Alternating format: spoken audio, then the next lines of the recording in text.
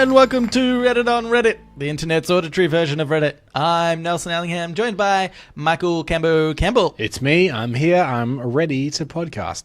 Good. That's my new catchphrase.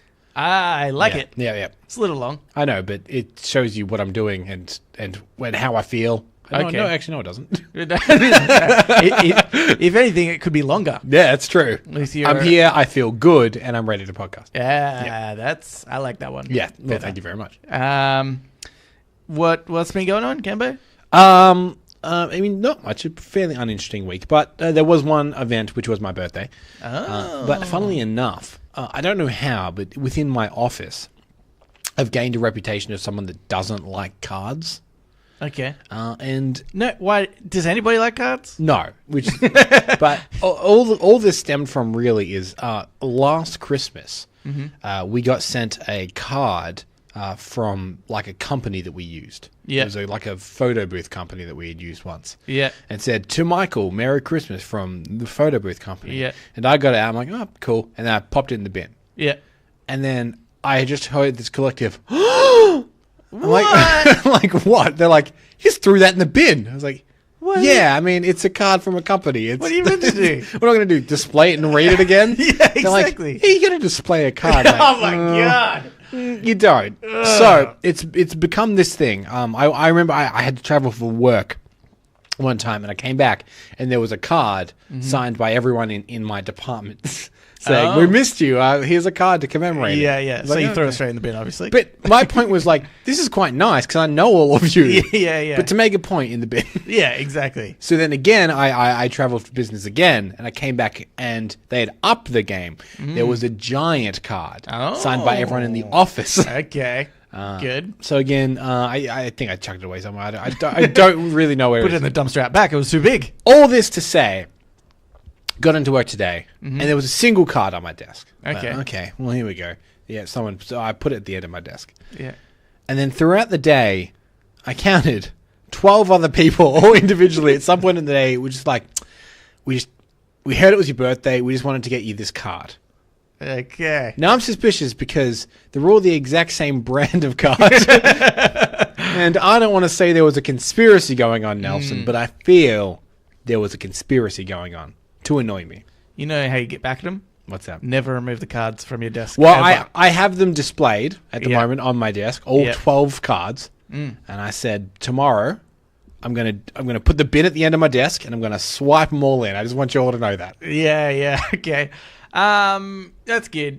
But as far as pranks go, people just telling me that they like me and care about me is not the worst. It's a pretty bad prank. Yeah. I mean, it's a good prank for me. Yeah. People are like, oh, man, I love you. Thanks for have a good birthday. Yeah. Okay. I would just kick you in the shin. You know? Right. That would annoy me. Yeah. You really saw shins after the 10th person. You'd be afraid to talk to anybody after that. Somebody came up to you, hey, Camber, and you're like, not my shins. And they're like, what? I had nothing to do with that. And I'm just curious. Anyway. I'm just curious how people feel about that as a prank. Do you consider everybody giving me a birthday card and wishing me a happy birthday a prank? Because I don't necessarily. Yeah. Also, what is people's consensus on cards? I say read them once, pop in the bin. Read them once, pop in the bin. Yep. I think that for most things in life. Yep. My mom gave me a card yesterday. Yep. I don't still have it. Yeah. I mean, greeting cards in general, we can get over that, right? Yes. And correct me if I'm wrong, because you should be biased, because your dad used to work for a greeting card company. Yeah, used to work for one. So if anything, you would think that you would have fond memories of greeting cards, but even you can admit, they're a bit passé now. There was only one good greeting card. Yeah. And it was a greeting card where it had an Italian man on it. Yeah. And it's like, I went to a pizza place and I said, I want 2 pieces on my plate. And they said, you better not piss on the plate. And I said, no, I want a 2-piece on my plate. Does anybody remember that card? Just me? No. I did have a dad that worked at a greeting card company. That wasn't a famous card. Okay. I'm pretty sure it was. Okay. As far as like greeting card, like that's a long card. Was that all on the front? It was really long. Man. It's like the whole. That was like the whole joke. It went inside and in the middle of the card as well, I think it continued on. There was like a gosh. series of these cards where it was just an Italian guy mispronounced. It was a racist card that everybody loved. 'Cause it was about an Italian guy pissing on a plate or something. Do you remember the phase of greeting cards that were just bad celebrity impressions? So it'd be like a picture of like, I don't know, Arnold Schwarzenegger or something on the thing, and then you open it, like, happy birthday, you know, like some shitty impression of a celebrity. I don't remember those ones, but now I'm annoyed that I didn't get one. And as protest, I'm going to boycott all cards forever and ever. And you better be careful because your birthday is upcoming. Exactly. Ooh. I'll probably get a card from somebody. No, pop in the and bin. the other thing is, right, so my family, we have to always get cards for each other. You don't have to. Nelson, be the one that changes that. No, I've tried. Okay, it's your dad. He's still hanging on to the glory days. Exactly, because I mean, there's normally like the siblings will get, somebody will buy a card and we'll all write on it, and that'll be the thing. But we only ever all write on it at that exact. At the time in which we are meeting the birthday person as well. Yeah. So it's kind of like, hey, scribble on this. In fact, the last one, it was my mum's birthday. My sister forgot to write in the card. We were passing it around. She just forgot. My mum opened it, whatever. And it just seems really disingenuous almost when you're writing in a card and you're just like, happy birthday, love you lots, close it, hand it over to them, and then they open it and read, happy birthday, love you lots. What? Yeah. What? Yeah. Why is that a thing? Why does that exist? You know what would be more impactful? Say that to me. Just say it. Why does anybody need greeting cards? Yeah, okay.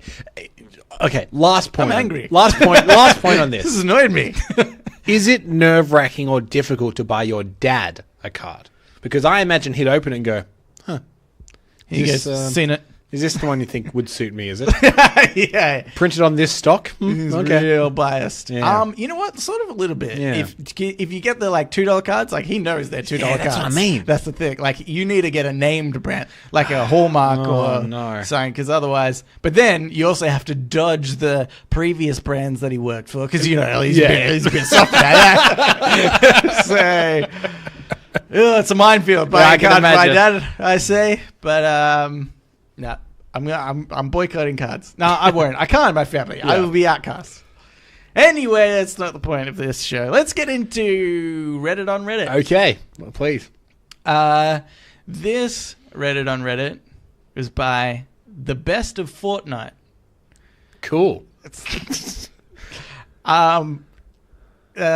one was look, tons of people posted about this. Sure. I just chose this one because I did. And it said Banksy's self-destruct frame. Yes. Pen and ink. You know what? This is probably the worst one. Come to think of it, but the title of their thing. I mean, they had the GIF underneath. But we're talking about, for people that don't know, is Banksy doesn't like his art being sold, especially with large corporations and stuff like that. He doesn't think his art should necessarily be made, like, profit should be made by other people and et cetera, et cetera. He's very much against the art establishment. Yes. And he invented a frame with a shredder in the bottom that had a remote. Yeah. He said if it ever got sold, the picture was Girl with Balloon, which is a pretty popular Banksy image. Yeah. It's okay. Yeah, but it's if you think of Banksy, that's one of the first people. It's very Banksy-like. Yes, little girl letting go of balloon. But it's fine. But correct me if I'm wrong. But it sold for something like £1 million. No, 800,000. Okay. So what does that translate to? Like 1.6 million Australian dollars, I think. Yeah, it's probably right. Yeah, maybe not quite double, but as because it was in quite a fancy high-end London auction house. Yeah, and obviously he hadn't given permission for it to be sold. As soon as the gavel went down for the sale, they hit their remote and it shredded. Yeah. Yeah, that's right. So it was kind of his like anti-establishment move, so to speak, which is classic Banksy. Classic. He cannot Banksy. stand the establishment, that man. He's always graffitiing, that sort of stuff. What do you think of like stunts like this?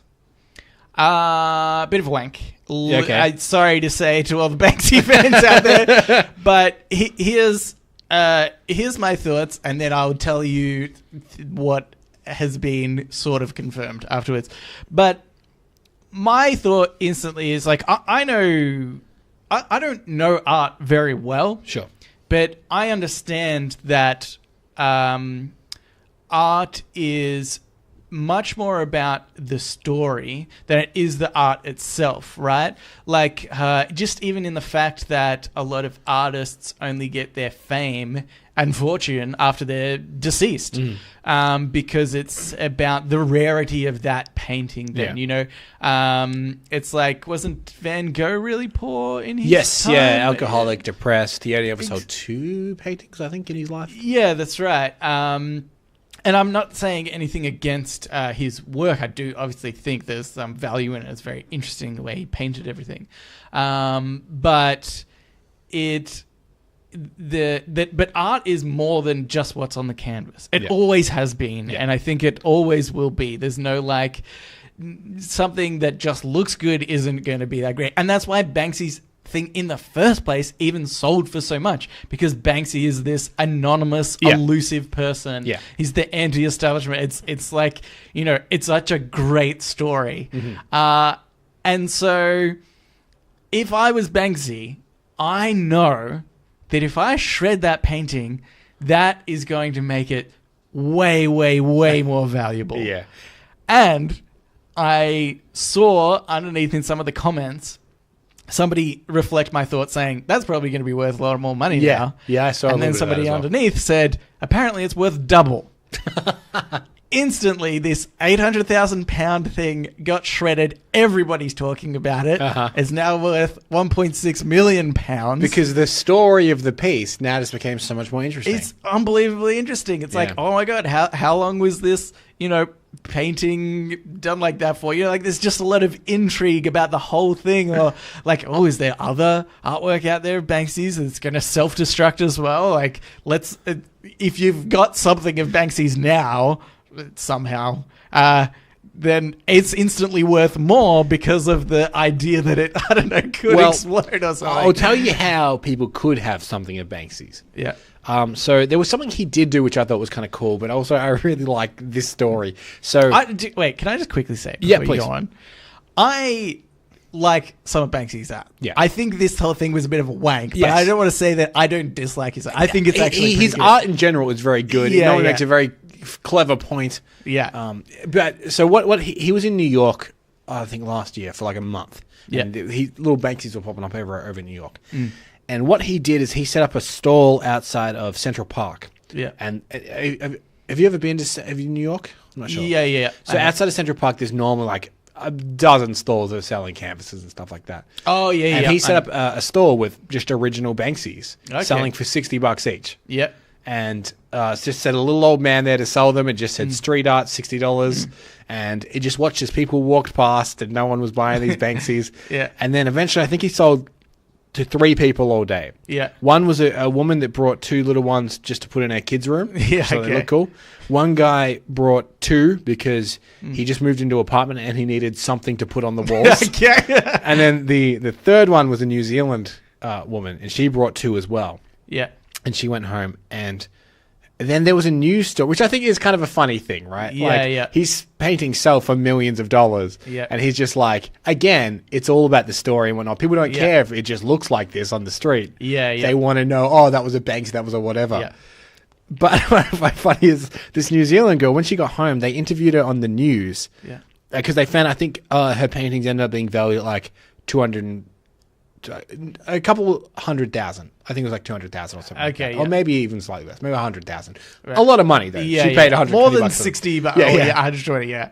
But what I find really funny is like, yeah, that's cool. Anyway, she sold them, and then she just brought replicas of them to replace them in her house, which is exactly the point, isn't it? Exactly the point. Brilliant. It's so brilliant. I love that. I love that. And I wonder whether he's happy or not about it, because I think in a way he'd be like, yeah, cool, like you deserved it because you were unpretentious, or is he like, damn it?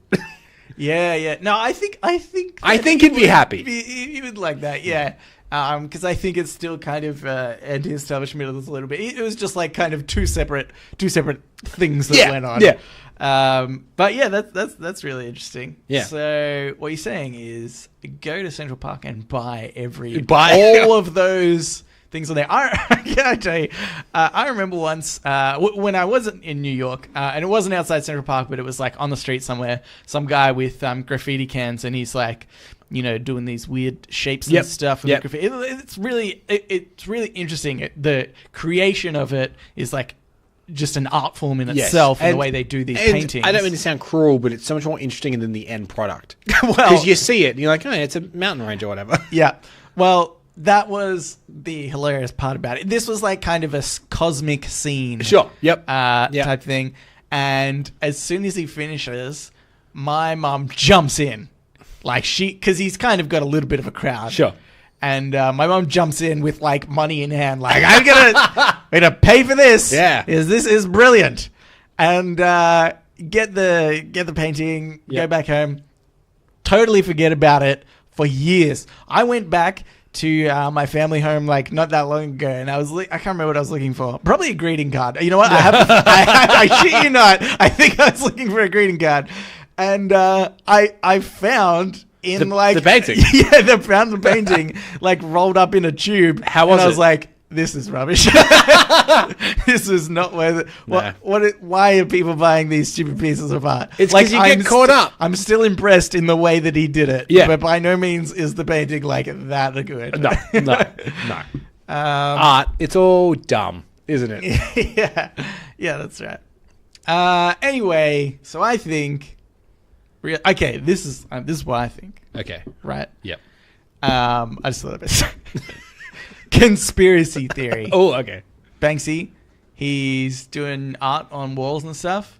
Nobody's giving him any money for that, right? Mm-hmm. It's all because he can't. He's anonymous. Yeah. But what you could do is be the one that buys the painting. Yeah. For £800,000. Sure. Okay, you have to have £800,000. Mm-hmm. And then, because you know it's going to go up in value instantly, you shred it and then sell it back. That guy just made £800,000. The guy that originally brought it. Which is Banksy. That's what I'm saying. Right. That's so he's Banksy. just doubled his money. Yeah. Oh. He set up the whole thing. Interesting. That would be so Banksy. Exactly. In years from now, this story's going to come out, and he's going to be like, I bought my painting, shredded it, and then sold it again for double the money, and that was the lesson. What a bunch of everybody idiots. would be like, whoa. But he can't do that yet, because people would know the person who bought the painting, and he has to remain anonymous. Sure. So on his deathbed, it's only when we will find this out. Interesting. I like this. I reckon it's a fact. Also, if this conversation of Banksy interests you, you should check out, there is a documentary that Banksy made called Exit Through the Gift Shop. Oh, yeah. I thought that's good. I haven't seen it. Very, very interesting. It's a weird documentary that really just changes directions about halfway through. It starts off being about Banksy and then becomes about something else entirely. Very, very interesting. Okay. I will check it out. All right, Cambo, let's get into Today I Learned. So now it's time for Today I Learned. Let's play the intro to that. Today I Learned. This Today I Learned is by Valerio Volga. Today I learned that George Lucas told a collaborator that his plan for the ending of Return of the Jedi was to have Luke become the new Darth Vader and destroy the Rebel fleet. The collaborator liked the idea. Lucas told him he'd only been joking. Well, yeah, there'd long been a rumor that the ending was going to be Luke putting on the Darth Vader helmet. Right. And becoming Darth... Because in that movie, he's dressed in black for most of the movie. They'd always claimed that one of the original drafts, he put on the helmet. Yeah. And the breathing started again, and now he was Darth Vader, and it was going to keep going on like that. And the idea was like, you eventually do become your father, that kind of thing. Yeah. Terrible. I would think like that would be ballsy. I think it would be ballsy, and I think this is typical George Lucas in the sense that he's not really the reason why Star Wars is good. No, I completely agree. Also, this was Return of the Jedi, which shows by that point no one was telling George Lucas things were a bad idea anymore. Which is exactly where Star Wars went wrong. Yeah. Because in the first Star Wars, everyone kept telling him no. Yeah. And I think it made it a better film. Because if you read the original treatment, Han Solo was meant to be like a green-skinned lizard. Yeah. And like there was so many... I think Luke Skywalker was meant to be like 65 years old or something like that. Yeah. And people were like, no, that's dumb. You're going to do it this way. You're going to do it. And then slowly, as he became more and more successful, people started saying no to him less and less, to the point where he's like, oh, what if Luke Skywalker was the bad guy? And someone's like, that's great, George. Yeah. Fantastic. Do that. And he's like, oh, I was only joking. He's like, yeah, me too. In that case, that was the best joke I've ever heard, George. Yeah. Anyway, about my pay. Yeah, pretty much. But yeah, it annoys me because George Lucas has no talent. I'm saying it, zero talent. Don't correct me, Cambo. Zero talent. I don't want to correct you. That's factual. I want to suggest something. Okay. He is a far better marketer and producer than he is a screenwriter. I would and director. agree with you, but no, he has zero talent. Okay. And I'll stand by it. Yeah. No matter how much proof is thrown into me. I'm like an anti-vaxxer. As a businessman, very clever. Yeah. And he had the forethought he was the first guy ever to keep all the marketing and toy and merchandising rights. Yeah, it's pretty genius. Yeah. And okay, look, we have actually spoken about George Lucas before. Yeah, we talked about the idea that Star Wars, the original cut of Star Wars, was just a train wreck. Yeah. And it was only in the edit was that movie actually saved and made any good. And a lot of credit to his wife as well. A lot of credit to his wife, Francis Ford Coppola and Steven at Spielberg the at the time, yeah. who was an editor. Yeah. Francis Ford Coppola and Steven Spielberg, they had this legendary screening in which they ripped it to shreds. Yeah. And then completely recut it, and it became Star Wars. Yeah. But yeah, we've talked about all that. I really was meant to cut that part out of our conversation. Sure. So that regular listeners wouldn't get the same stuff. But what if there's a new listener, Nelson, and they're interested? You know what? There might be a new listener. Yeah. And you know what? New listener, you're welcome. You're welcome. You just learned a whole lot of bunch. Regular listeners, George Lucas. Sorry, you had to hear it again. Hey, you know what? Maybe they had forgotten parts of that story. And the irony is we still haven't moved on.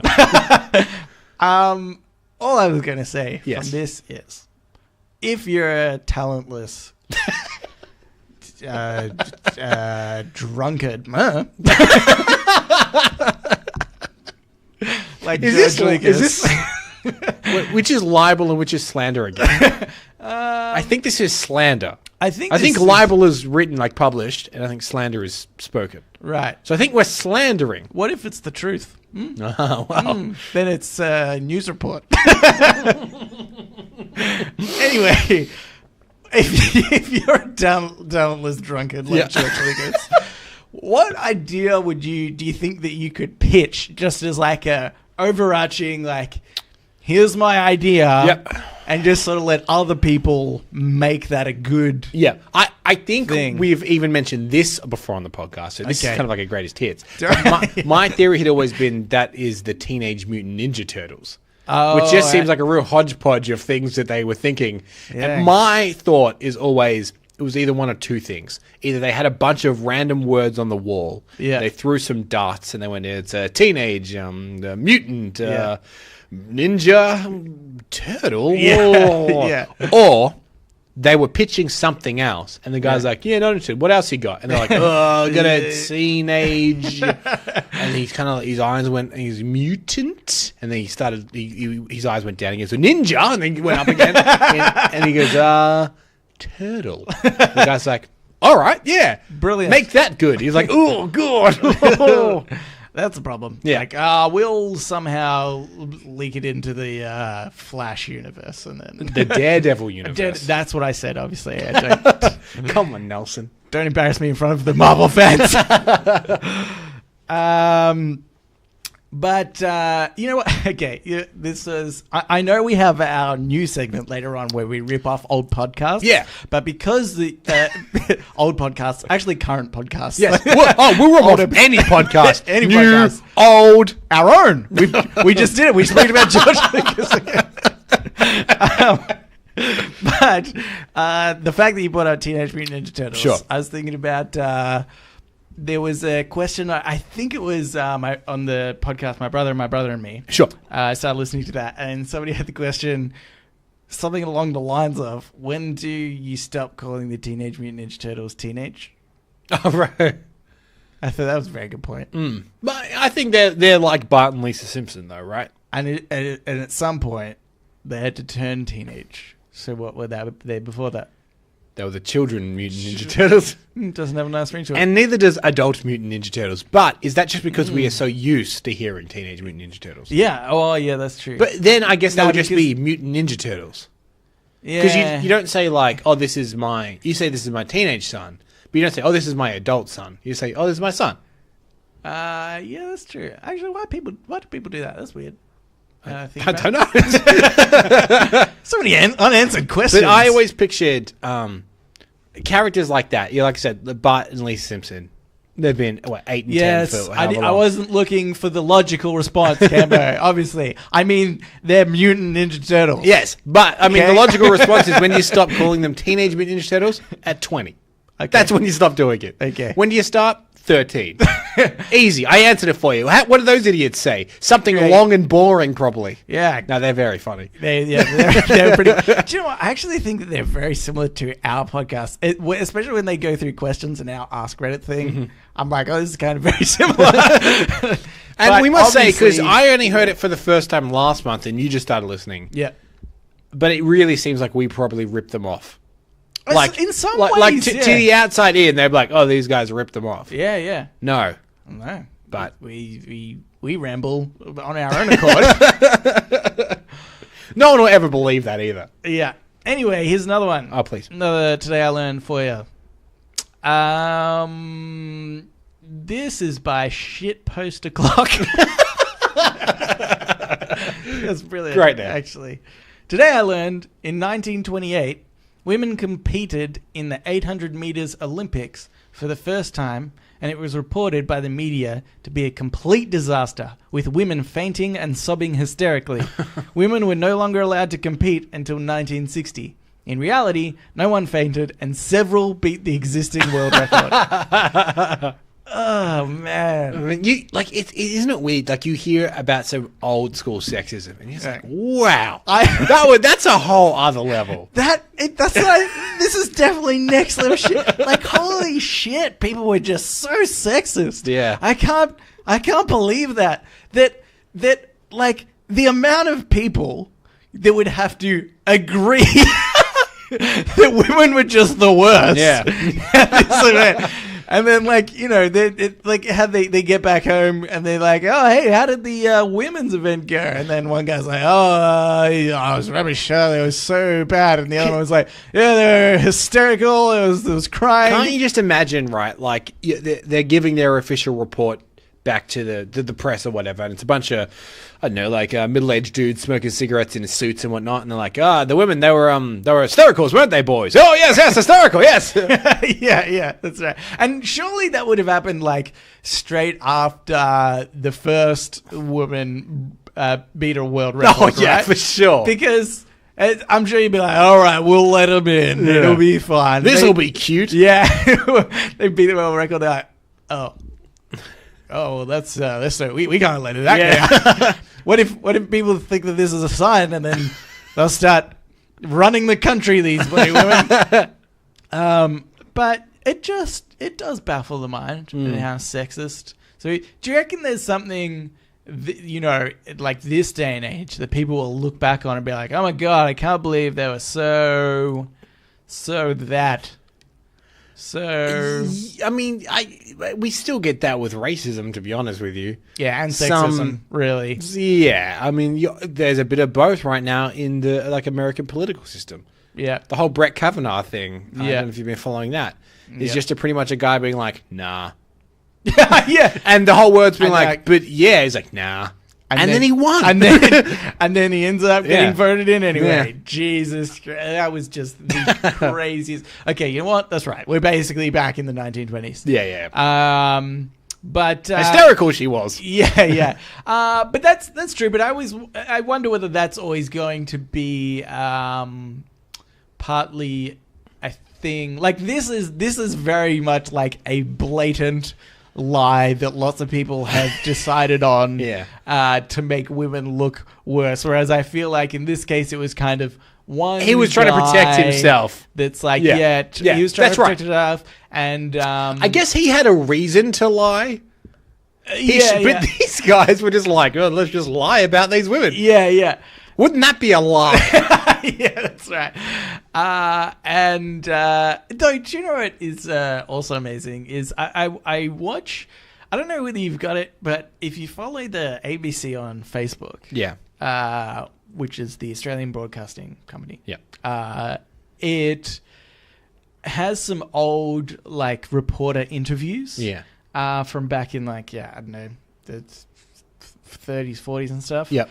And one of the ones I saw was about it was like a women's rights thing. Yeah. And they were on the street talking to women, saying like, "Oh, how do you feel about your?" I think the question was, "Who makes the decision in your household?" That was what they were talking about, and a lot. I'm going to say the majority of the interviews. And granted, it could have been to the best interest of the ABC to report it this way. Sure. But the majority of it was women saying, "Oh, my husband does, and I prefer it that way. And, you know, the man should work and the women should stay at home and cook and tend to the family." I was like, it's just mind-blowing that is now, you know, that back then, I guess, it was a mindset of both male and female. Yep. I get that a little bit even with my grandparents. Right. Yeah. Okay. I mean, sometimes my grandma would be like, "Oh, what are these women all complaining about?" I'm like, they're doing it for you. Yeah. Like they want to be paid better. I don't know what you're talking about. Yeah. It's like it was just so ingrained, I suppose, in the system, and the system was just so rigged that like generations of people were just like, "Well, that's how it is." Yeah. I mean, it is scientifically and genetically proven that women are better in the kitchen, but I mean, I can forego a tasty meal for equality in pay, am I right? But you know how the other day I said I often offend groups of people? Yeah, and then they switch off? Yeah, I think that was one of those. I'm just joking. But no, I agree with you. Women are better in the kitchen only because scientifically they're normally better at everything. Yeah, so many times studies are like, yeah, women are better at this. It wouldn't surprise you if like, yeah, women are better at construction. And men are like, whoa, that was the one we had. Yeah, don't let them have that one. Yeah. Oh, damn it. Oh man. Yeah. Okay. Yeah. That's a good point. Do you think that in this day and age, 'cause this is what I find, it's the balance between like we find that so ridiculous, right? That people just lie about women's performances in sport because they didn't want them involved. Yeah. To the point now where you find people will find sexism in things that aren't necessarily inherently sexist.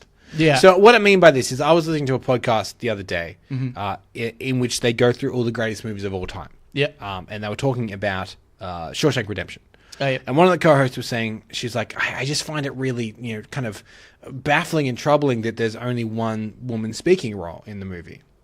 And I just kind of thought to myself, I understand what you're saying because that is unusual, but given the setting of the film being in a man's prison in the 30s, it's not unreasonable. Yeah. If that makes sense. It makes sense for the time period. It just completely. It seemed like a fence was being taken where none was intended.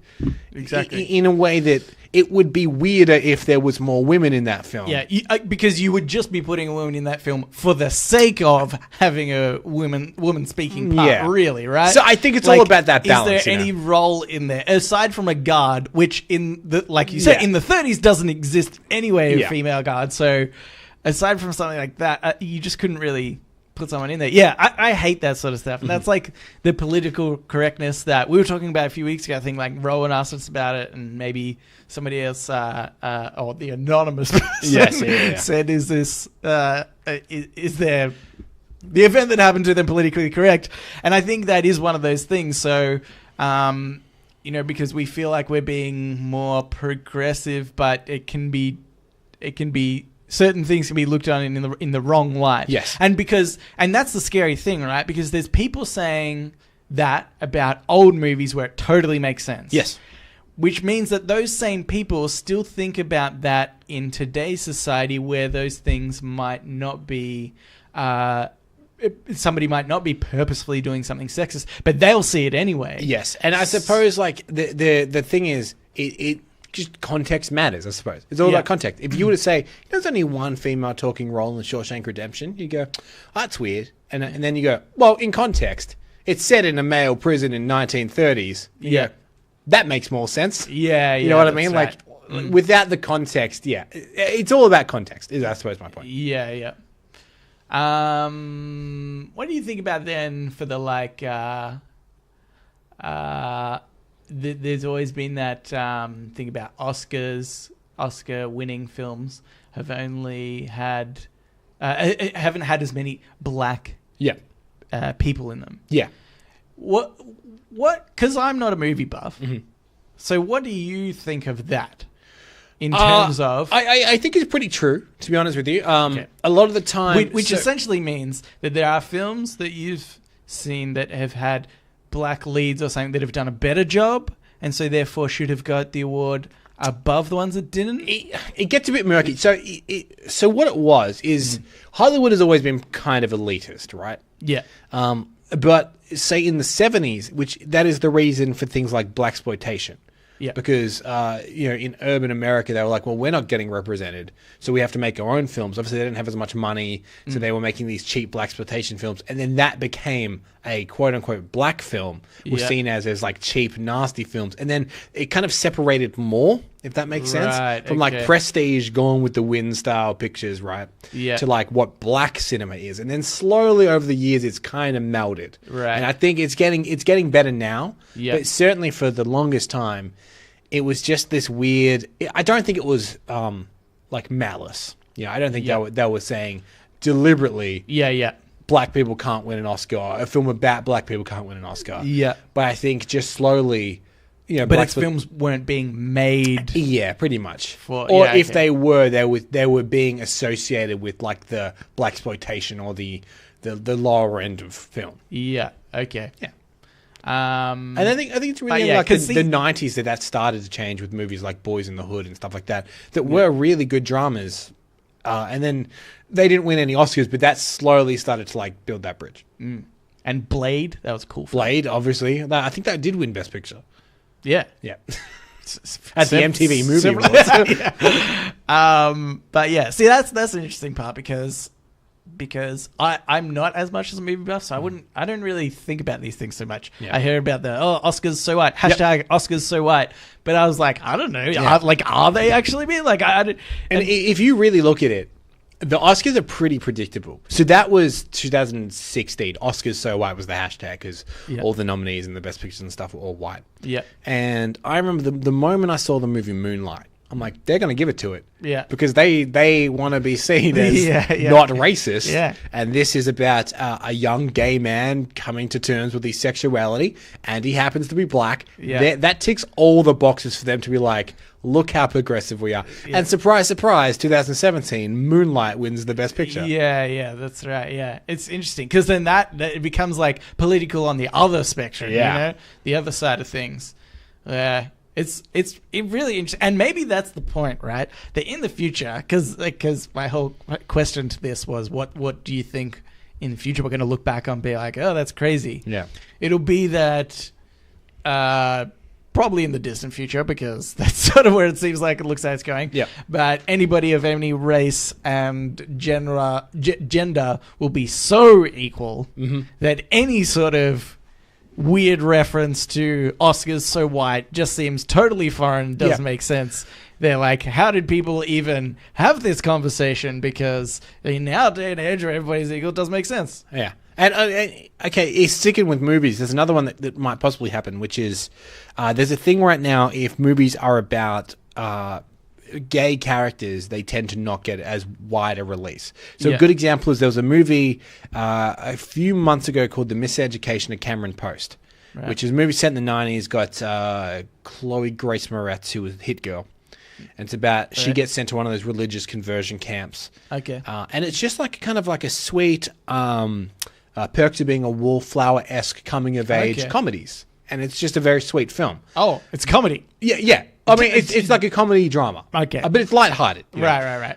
It didn't sound like that when you first said it. And the thing is, when it played at Sundance, it won, I think, the audience award. Like, people really like this movie. Right. Yeah, okay. And the director kind of expected, oh, come on, baby, we've got to get a big bidding war here, like films like that or Juno or whatever do. Yeah. But you've probably never heard of it because it just didn't. And there's a history of it. Like, I Love You, Philip Morris is another one that just didn't get released, at least in this country, and got a really small release.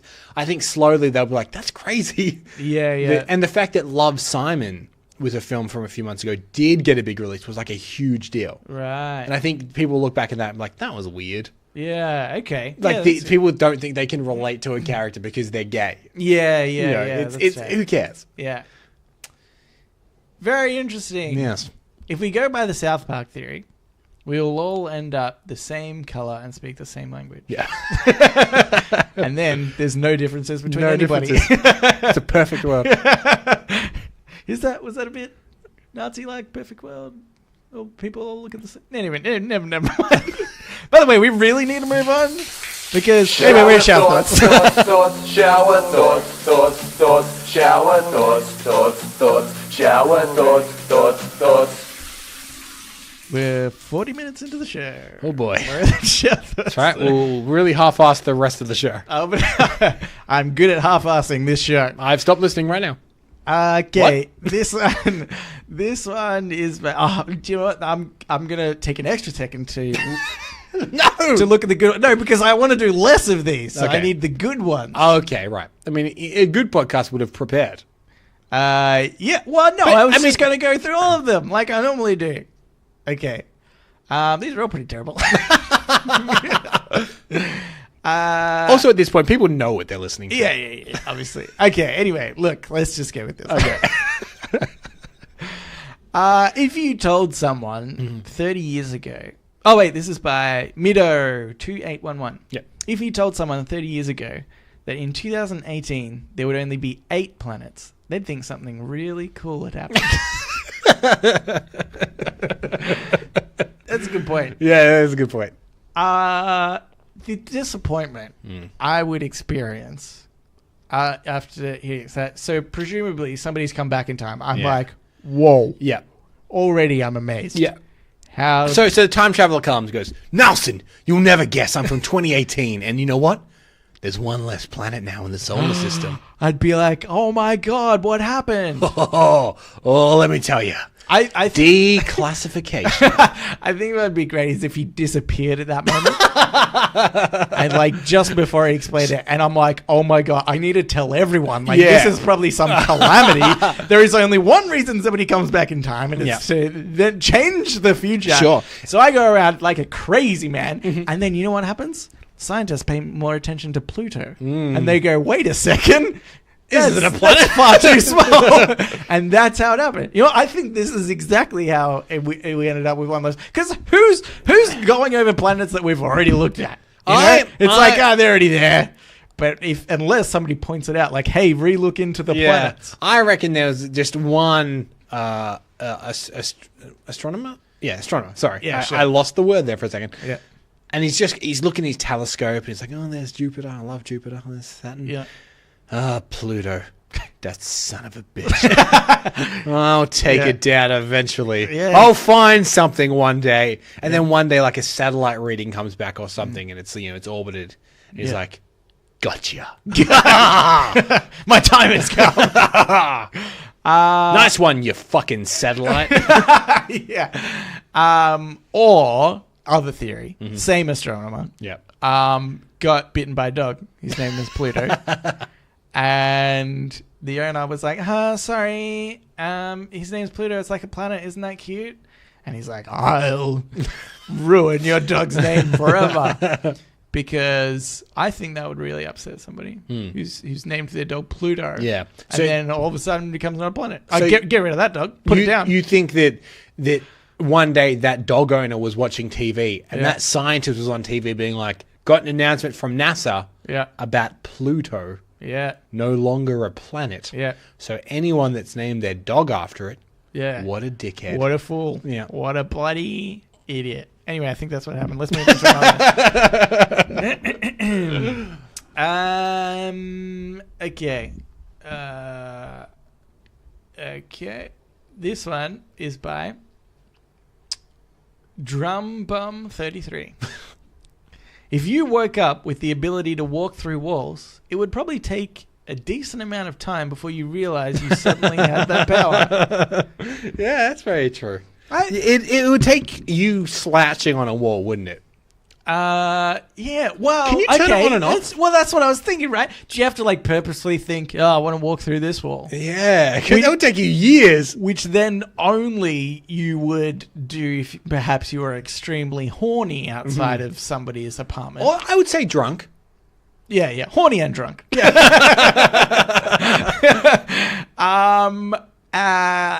And then because... Yeah, but I mean, I think that's the problem, that if you need to know that you're going to do it, God, it would take me forever. I never think I should walk through that wall. Oh, my God. Live podcast test. No. Didn't work. I'll try again tomorrow. That's the thing. I've never even thought about the concept that I could just be bestowed upon a power without knowing. Yeah. I mean, everybody else knows, right? Spider-Man, he got bitten by a spider. If I ever get bitten by a spider... You're going to go up to the roof and just jump off. Yeah. Oh, wait, he doesn't fly. And he makes the web shooters. Yeah, that's right. Oh, God damn it. I hope this is the 90s version of Spider-Man. Because is there any other superhero that just sort of doesn't... There's been no crazy altering event? I suppose mutants. Like in the X-Men universe. Oh, yeah. How do you discover your power? Yeah, that's true. Which, I mean, is obviously it's a metaphor for puberty, I suppose. Your powers just kind of come to be. Yeah. But the guy that makes ice. Yeah. How did he discover that? How do you work that out? Yeah. Because obviously you need to think, I want to make some ice right here. Yeah. He had a really warm soda. Yeah, and he's like, cool. I wish this was cold. Oh my God, it's cold. And then he froze it all. He's like, oh, it's rubbish. Need to somehow narrow this. Work on that. So then he just gets ice cube tray and then fills it with water and then freezes that. But then I feel like it would be extra freezing, so it would be hard to get the icebox out. God, what a conundrum it would be to be able to freeze stuff. But anyway, this is my point. Yeah. I think every day we should, as a species, Try a different power. Yeah. Just once a day, try a different power. Mm-hmm. Try laser eye. Yep. Don't look at anyone. Try. What are you doing? Try super strength. Try super strength. Yep. Try lift something. Try flying. Jump off a building. Rule of the show: you can't sue us. So. What? Yeah. Yeah, that's right. Well, they did, so they can't. But I'm talking about their families, Nelson. Oh. But because when they jump off, they go, Reddit made me do this. Okay, but hopefully their family also listens to the show. Yeah. Problem solved. Anywho, let's get our shout outs because we're running out of time. Let's get into Ask Reddit. Ask Reddit. This Ask Reddit is by Acceptable Pianist. Today I remembered to get a towel before I got in the shower for possibly the first time ever. What stupid minor mistake do you keep making? I mean, I'm just a key loser all the time, which is why now I have those little tiles on all of my keys. Yeah, that's true. It's the best. It's the best thing I've ever brought. That tile company has made a bit of money so out of much you. money. Yeah, but it's pretty because genius. I wear a lot of jackets. and I put keys on a lot of jackets. So there's inevitably like a jacket hanging up something that has my keys or whatever. Right. But I used to lose my keys all the time. And ever Okay. since I've got I think 3 or 4 tiles on all my different keys and in my wallet, and yeah, it's the best. Yeah. That's pretty good. I think I reckon there's like a couple of things that I do. One is when I come into the to our building, we have to scan to get in. Yep. And like a big gate lifts up. Yep. And so what I do is I have like a little clip on my keys that just has the fob or the swipe. Yep. And so I unclip it. Yep. And then I put it against the thing, and Yep. the gate opens. There's actually 2 gates. Yeah. So I leave it up, and then as the second gate is opening, I just put it in my lap instead of hooking it back Right. on my keys. Yeah. I don't know why. And the amount of times I then go park my car. Because you need it for the elevator. I need it for the elevator. Yeah. Park my car, get out with the keys, but I've left the detached ones on my seat. Yeah. It's very annoying, and it happens all the time. And I don't know why my brain doesn't just comprehend that I should be just putting. I have time while the gate's lifting to put it back on my set of keys. Yeah. It's dumb. I'm the kind of guy that I buy like multiples of stuff, and I have backups of stuff because of things like this. Yeah. So one is a lot of the time is like a gym towel. Okay, So I have 3 gym towels. Yeah. And I always keep them in my car. Yeah. So because so often I would go there, I'm like, oh shit, I forgot it. Yeah. So now if that happens, there's 2 others in my car. Yeah. Like that's the kind of guy I am. I buy multiples of things Yeah. in case of things like that. Is a good There's a solution. deodorant in my in the bathroom that I use. Yeah. There's a deodorant in my backpack, and I've got one at work. Okay, because yeah. I know that's the kind of thing I will forget. Yeah, that's true. Yeah. That's a good point. Do you know what? Another one, actually, which is, I think, very particular for Australians at the moment. Sure. But is bringing a bag to the supermarket. Yes, like a reusable bag. Yeah. So for those who don't know, outside of Australia, our supermarkets have banned plastic bags, and you have to bring your own now as a way to be more environmentally friendly. Let me tell you, old people hate it. Old people fucking think it's the worst. Yeah. They also don't like blacks or women. Yeah. Even the women. Even the women, they don't like it. But yeah, so that, and the worst part is for us, is that we live on top of a supermarket. Yep. So I feel like even more of an idiot in a way. Like I have a lot of time to think about it, and then I could get down to the shops and then go, oh, well, I could just go back. It's so close. But I still don't. I still just juggle everything I can. They've priced them at the appropriate price where it's less inconvenient to just spend the $1 or whatever to get a new one than have to go upstairs again. No, I just juggle everything. Oh, do back you? upstairs. So you won't even spend the $1? No, for your convenience. Yeah, I don't even spend the $1 because Wow. I sort of agree with the I don't really like using too much plastic. I think I'm trying to cut it out, be more conscientious about that stuff. Maybe that's the thing in the future. People be like, they use plastic for everything. Yeah, that could be true. What Anyway, a bunch of dickheads. yeah, we're dying.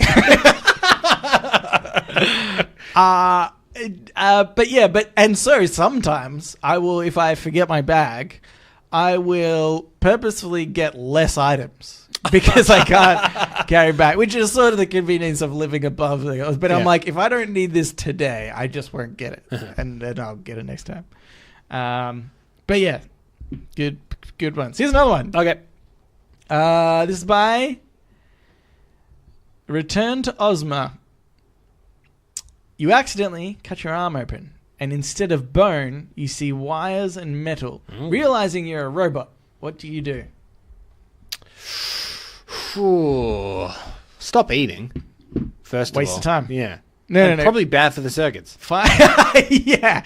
And water, that's bad. Yeah. Water and... Save money, bad for the circuits. Yeah, it's a win-win-win. Stop sleeping. Stop sleeping. But Find maybe you have to find the fat and skinny switch. But surely if you leave a computer on it over, so you might have to go to some kind of rest mode.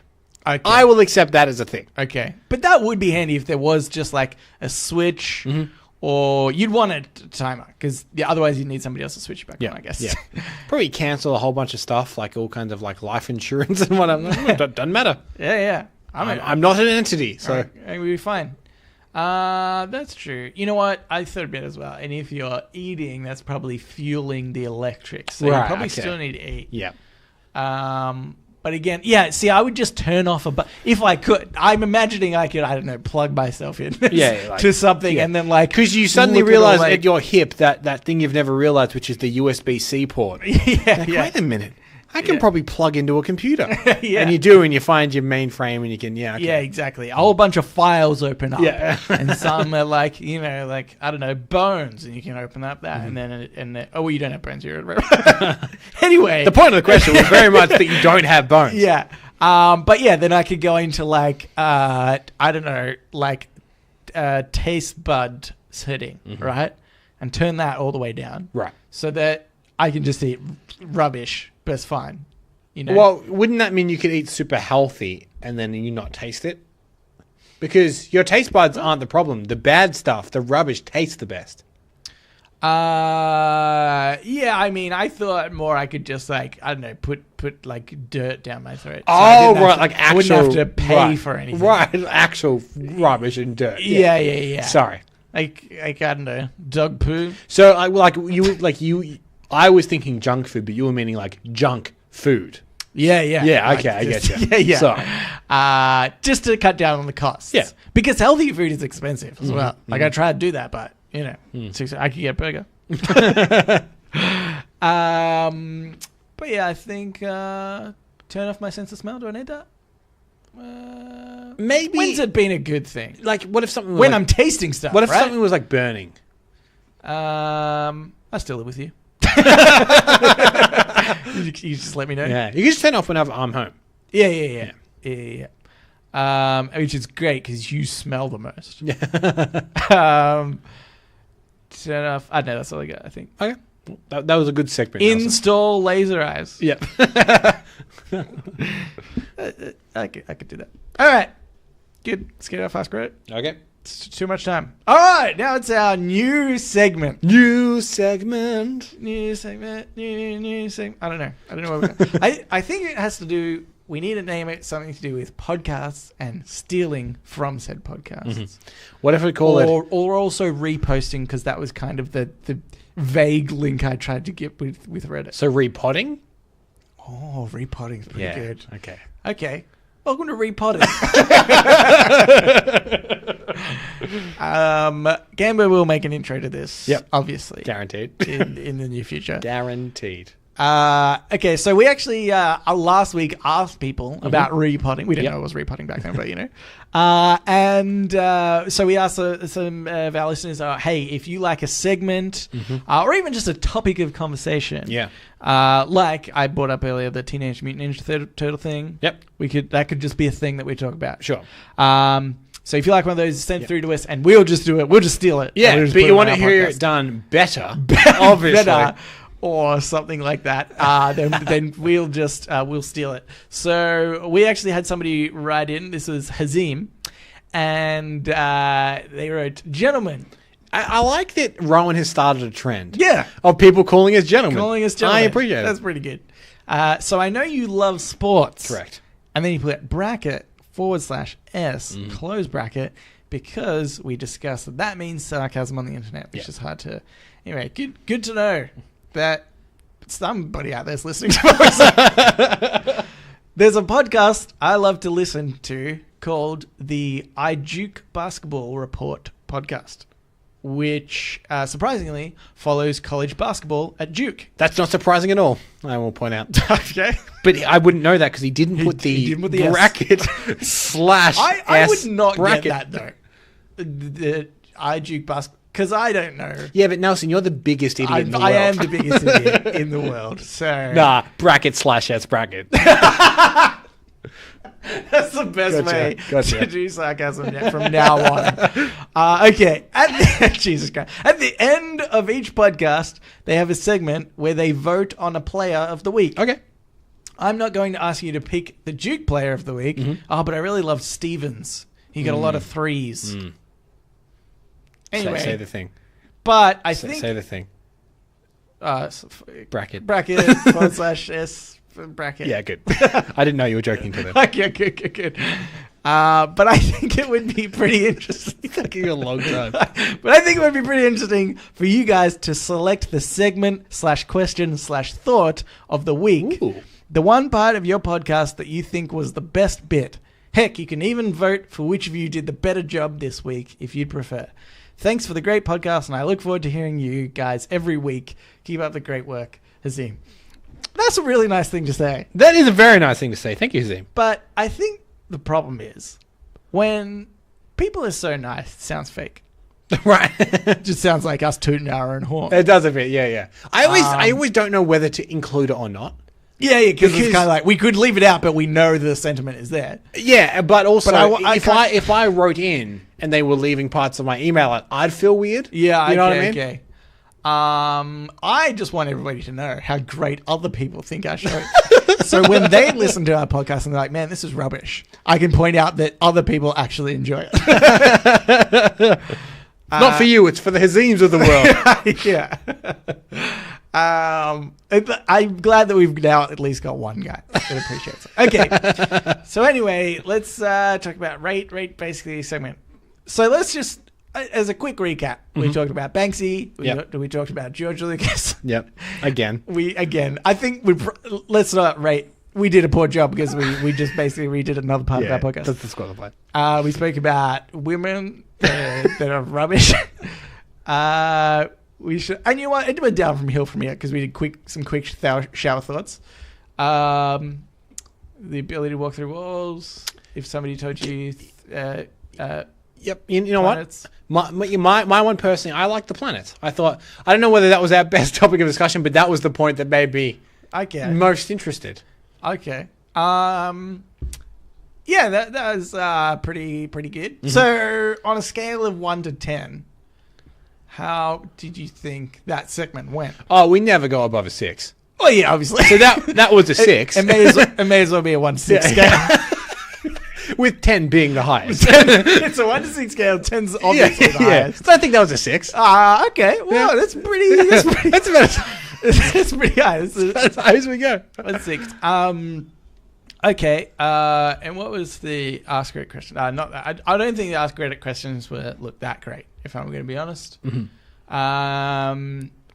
I'm going to go with the one that I would like to rate. I'm not rating all of them. I'm just choosing one to rate. Yeah.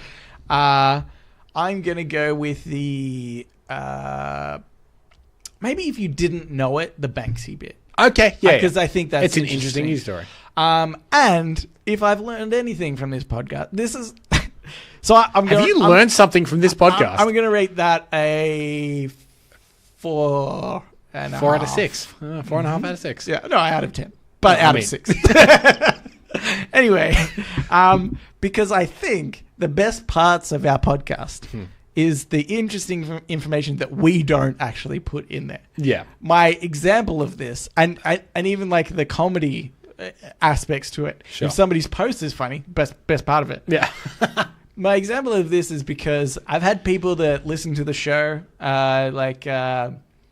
friends, family. Yeah. And I've had multiple people say to me, oh yeah, I listened to your podcast. And one of the funniest bits was where you talk about the person who discovered popcorn. Right. Which was, I think, our first episode. Yeah. And I see what's happened. They've gone, all right, let's do the first one. And then never gone on. Never gone back. But the shower thought is something along the lines of, the first person to have discovered popcorn must have freaked the fuck out. Yeah. Yeah. Hilarious. Yeah. Funny bit. Not us. Not us. People find that part of it hilarious. So I think that we really just ride on the coattails of the subject itself. And in a way, since we've worked that out, that's kind of what repodding really is. Yeah, that's really... Someone else has thought of something funny and we'll claim it. Something hilarious. But he's also mentioned that we could also use it as a system to see which of us did a better job this week. Oh, okay. And I just want to mention, this would be a good idea. Mm-hmm. Side note, unrelated. It's my birthday week, so... Yeah, well, it's also my birthday week. Well, I was told by someone who had very little reason for this yeah, that apparently it goes in an exhibition week which is a very specific kind of a week pattern. Right. For those unfamiliar, it's what the cinema runs on. Yeah, okay. So I was told my birthday week started the day on a Thursday, and it will end on tomorrow. Right. So And technically, mine will start the next day. So technically, it is my birthday week. Anyway, that was unrelated. Who do you think did a better job? Me. Ah, damn it. I I said it was unrelated, Nelson, but I was actually trying to guilt you into saying me. No. You had me up until that point. Oh, and damn it. And I disagreed with the exhibition week thing. I disagree with it too. Just to be clear. Well, that's even more stupid now. You've got a worse rate. You've gone from a 6 to a 3, to be honest. Okay. With you. Oh, geez, out of 10. You lost 3 points just for me disagreeing with 1 point of yours. You know what, though? I'm a selfless man, and this isn't a way to say that I'm great. If you want to infer that, that's fine. Okay. I'll give it to you two because you did kind of do all the notes and set up the podcast. Oh, yeah. So in that way, I get it every week. Yeah. In that way, I suppose. Okay, you're no, all wait. right. Let's do this. Oh, but it's gonna require remembering. Mm-hmm. But what was the best bit you thought the other person did? If there's like funny lines, I can't remember. what we spoke about. Nelson, you So know it's my fine. memory of this show. It erases as I go. I enjoyed the information you gave about the Hollywood in system insight. I enjoyed when you introduced the show. Good. Yes. Hazim, was that any good? I don't know what it's like on the I Do Basketball Report podcast, but is that it? Did we do it? I think we did it probably better than okay. expected. Yeah. But Certainly a weirder rating system than the Duke Basketball podcast. Yeah. Really, the problem is that we forget everything we say as soon as we've said it. So that's. But thank you so much, Shazim, for writing in. We actually really appreciate it. Yes. It was really nice things you said about us, and that validates our lives. Yep. So And it gets you on the show. Just we FYI. live another day until we jump off the roof to see if we can fly. Yep. All right. Now let's get into Ask Me Anything. Yes. We're listeners of the show, just like you, listener Hazim. Ooh. Oh, did a personalised Yeah. shout out. Or other listeners. Yeah. Well, you can write in and ask us anything you want. Yeah. Oh, wait. Well, we've only got one. Yeah. Which is good because we're running quite. We're running pretty late. Yeah. And also, Hazim wrote in, and we're like, you know what? We're just going to do one. Look, So- you read Hazim's. I'll read this one. Okay. This one, surprisingly, is by Cousin Rowan. Oh. Yeah. I think first time writing in, I believe. Yeah. Gentlemen. Yes, I like that. I am an iPhone guy, but I noticed that there are headphones for the Google Pixel phone which will translate a language into your ears as someone is speaking to you. AMA 56.0. That's weird for a first-time writer. In the next 10 years, assuming this technology gets progressively better, do you think there will be any value to speak a second language compared to investing your time in developing another skill instead? No. Cheers, Cousin Rowan. Take up juggling. Yep. that speaks any language. Because as anybody's impressed by juggler, Yep. Obviously. Obviously. You can break it out at any time. Well, I mean, if you've got things to juggle, I guess. Yeah, that's true. Yeah, I also know what you're talking about. You're talking about the Google, they're called Buds. They should be called Babblefish, let's be honest. Yes. But that's also a website, I think. Not Google Run, right? I've heard not great things about them, to be honest with you. Apparently they don't work super smoothly. Yeah. This is just a tech thing, by the way. Yeah. But I hate wireless headphones that have a wire, which is exactly what these are.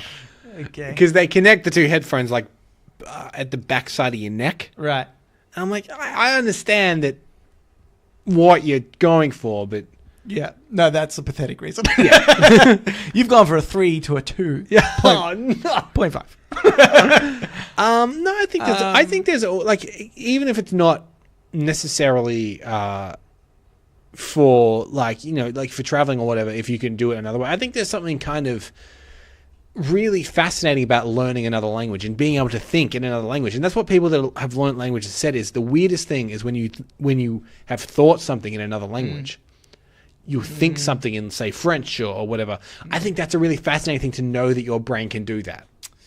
So, like, Yes. so like for instance, the trail to Machu Picchu, right? Yeah. You don't have to walk it. There's a train now. But there's something in the walking to Machu Picchu that's quite special. And I think that learning a language is like that. You can catch the train, which are the Google Buds, or you can walk up the trail and you can analogy. discover something. And You've gone up to 3. Yeah, that's a good point, but counter argument. Okay. Cambo. For one, Machu Picchu Chamber, it's like you can probably see more on the journey if you're walking. It's a bit like a thing to do. Whereas I think that this is really comes down to like a skill sort of thing. Sure. Because it's not that you're ever not going to hear the language. It's about understanding the language. Yep. And, okay, here's what I'm going to compare it with. It's about people, there's perhaps some people, sort of older people that might say something like, people these days, they don't learn how to drive a manual car. Yeah. And there's something about driving a manual car that you just have to do. Everybody should know how to do it, right? Sure. And we think, who gives a shit? Yeah. It's a car. I mean, the car gets me from A to B. Yeah. And in fact, perhaps one day when we're all in driverless cars, when no one will learn to drive. And I feel like again there'll be this period of time where people are like, "Yeah, nobody's learning to drive these days. Yeah. Why don't you? You need to know what you're bloody getting into," or something along those lines. So you think it's that thing where people are just not adaptive to change? Yeah. Because they're like, well, this worked anyway. Why change it? Yeah, that's right. And so I kind of get the idea because I understand the like sort of romantic reason for learning a new language, and. Perhaps, like a part of me wants to say, yeah, it'd be a bit sad if just people just stopped learning a language because of technology. But I don't think it means that language is going to die out. And I just think it's like practical, logical progression that it's like, well, we just don't need to learn it anymore. You can learn your own language, that's fine. Like, unless there's benefits, and perhaps there are, they do theorize that there's benefits of learning multiple languages. And that gives you better like problem solving. Sure. I made that up, but it might give you something better. But not everybody speaks a language, more than one language now anyway. So I don't know. I think that I agree with you. I think there are like extenuating circumstances in which learning a language practically would still be, I think, beneficial. Say, for example, you were dating a girl who was Spanish. Yeah. And she can speak English and Spanish. I think there'll be something nice about you also learning Spanish and you can communicate in more than one language. Okay, that's a good point. Something like that. Like that is not a particularly like super common occurrence. Yeah. But that might be an example where you'd go, I don't want to always have to, if she wants to speak in Spanish. But you'd think that would almost be a lot easier though, wouldn't it, right? Because if I met a Spanish girl today, okay, for one, not going to be able to communicate with her, but obviously she'd be attracted to my ragged good looks. Sure. And instantly want to move in with me. It would be hard. It would take us theoretically a lot longer to get to the point of me being able to communicate without a device. No, I'm saying she speaks English as well. Right. So it's not that she just speaks Spanish. She speaks English as well, but she speaks 2 languages. I think there's something nice about the idea that you also learn her native tongue a little bit as well. Oh, right. So we would... So say you went to her family for Christmas or something like that. You would still understand what's going on. You wouldn't have to wear earphones all the time. Yeah. But, yeah. I don't know. I get it. Okay, I've gone back down to 2. I get it. No. I think that is a good point. But I don't know. But I like still, I kind of think, yeah, but if you can just get around it. Then, right. Because you're right, that is like a difficult situation because they're not like if you are going to visit her parents, they're not only do I have to have one, but theoretically all their family has to have one too because I'm going to speak back to them in English. Yeah. So yeah, I don't know. I think I agree, but I think the point is that unless you're this is what it is. Okay. This is what I believe now. Yep. Is unless you're in the circumstance of needing to learn a language. Sure. Then there's no reason to learn a language. Yep. So, if you're at school and there should be no language classes. Like, who gives a crap? And then, okay, I find this Spanish girl and I say, okay, well, now I'm going to learn Spanish because I want to speak to her and her family and her And native it's just tongue. nice to know things about her culture. Yeah, that's right. But I think the necessity to learn another language or the pressure to learn a language is like severely diminished. Yes. So we agree. What's the question? Rowan, did that help? What second? Is it still worth it, or do you think any value?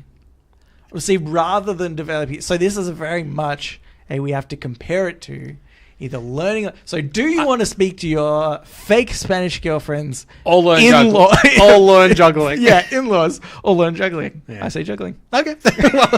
Because that would also impress her That family. would impress her family. As we mentioned before, it's good for any language. Yeah. Yeah, you've done it. Cool. So, problem solved. Also, apparently the Google Bud's no good. Right. But I mean, I could imagine that. And I did think that as well when he first sent that in. I was like, that's not going to be a very good device. And it's brilliant that it even exists in the first place to even get remotely okay. But I mean, all you need to do is go to Google Translate online and it's ridiculous. Yeah. And I can't imagine what it would do with voice recognition. Yeah. But I think it's the point that, and this is like more looking into the future where that technology gets a lot better. Yep. Because I do believe that it probably would get to the point where it is flawless. Yes. So... But this message just for Rowan. If you're an iPhone guy, get the AirPods. I love them. Yeah, I use them every day. Yes. And in fact, I left them on my desk at work accidentally. I'm so scared they're going to be stolen. Oh, I would steal them. Yeah, I would too. Yeah, but you need to put one of the tiles on your. Oh yes, I need another tile. two huge tiles. You look like the biggest idiot. Anyway, I hope people know what tiles are. Right? They're just little trackers for your devices. Yeah. Okay. You put them on your keys or whatever, and you can ring them from your phone. Yeah. Good. Anyway, thanks for writing in, Hazim and Rowan. We really appreciate it. We really like you guys writing in. Thank you so much to anybody that writes in. If you'd like to do so, you can reach us, Reddit podcast, READIT podcast at gmail.com. Yep. You can also reach us at our Facebook, Yep. at our Twitter. That one's fake. And our subreddit. Yes. We're all, we were reminded of our 2-year anniversary on Twitter. Were we? I did a post about it. No, I didn't see it.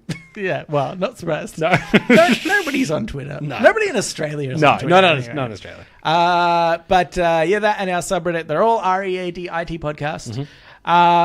We'd also love it if you could subscribe to us and also give us a rate. It's actually been a while since we've got a rating on iTunes. Yeah. So, and I found out, or any podcast app. So I found out what that does. If you get a bunch of ratings at once, it actually helps you chart in the iTunes chart. Oh, wait. So should we tell listeners? Okay, wait. Don't do it yet.